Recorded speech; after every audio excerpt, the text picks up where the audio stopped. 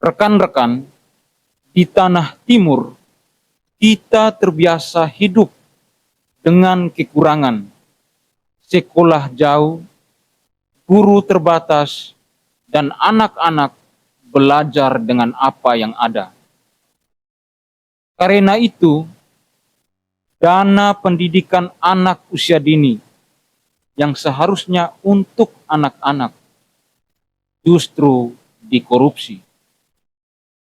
Ini bukan sekedar berita hukum.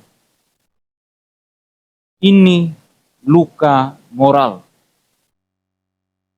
Publik dikejutkan dengan berita bahwa mantan istri Gubernur Papua Selatan ditetapkan sebagai tersangka dugaan kasus korupsi dan tindak pidana pencucian uang. Kita perlu bicara dengan pelan tetapi jujur. Kasus ini terkait dengan dana hibah pendidikan anak usia dini tahun 2023. Dengan dugaan kerugian negara hingga miliaran rupiah. Proses hukum sedang berjalan. Asas praduga tak bersalah tetap berlaku. Tetapi ada satu hal yang justru tak bisa kita hindari. Uang yang seharusnya mengalir kepada anak-anak justru tertahan di lingkaran elit. Rekan-rekan, saya mencoba untuk merefleksikan persoalan ini dengan pendekatan teori kekuasaan. Kekuasaan di wilayah timur tidak selalu formal. Artinya, kekuasaan yang tidak tertulis. James Scott menyebutnya kekuasaan patronase. Di banyak tempat, termasuk Papua, pengaruh tidak selalu muncul dari jabatan, tetapi siapa yang dekat dengan siapa.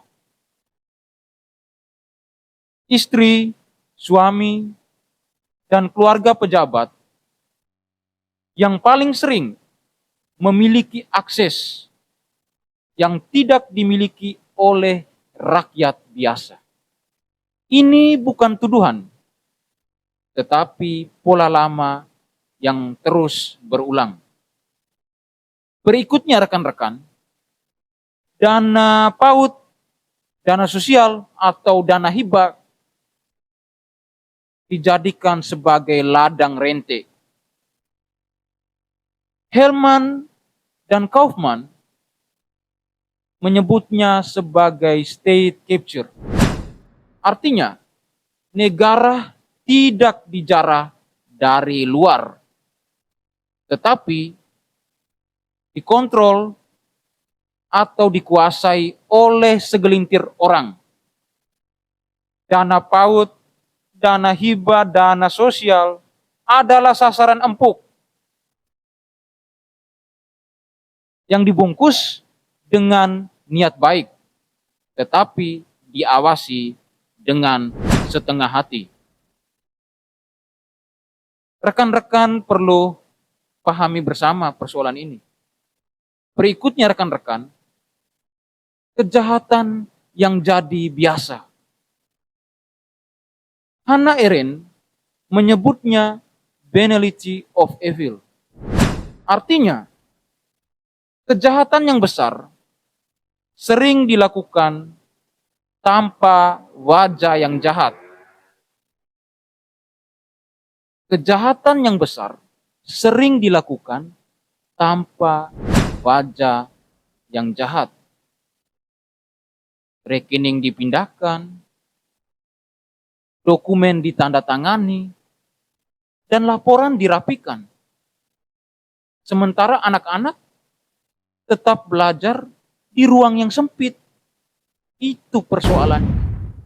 Di Papua Selatan, korupsi bukan cuma mencuri uang negara, Ia mencuri harapan orang tua, masa depan anak, dan kepercayaan pada negara. Dan perlu ditegaskan, orang Papua bukan malas. Itu bukan masalah. Masalahnya adalah terletak pada elit yang menjadikan kekuasaan sebagai warisan keluarga. Kasus ini harus diusut tuntas, bukan untuk membalas dendam, tapi untuk keadilan.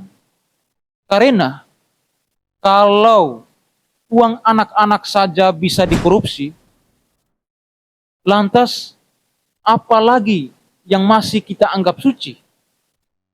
Perlu ditekankan ini.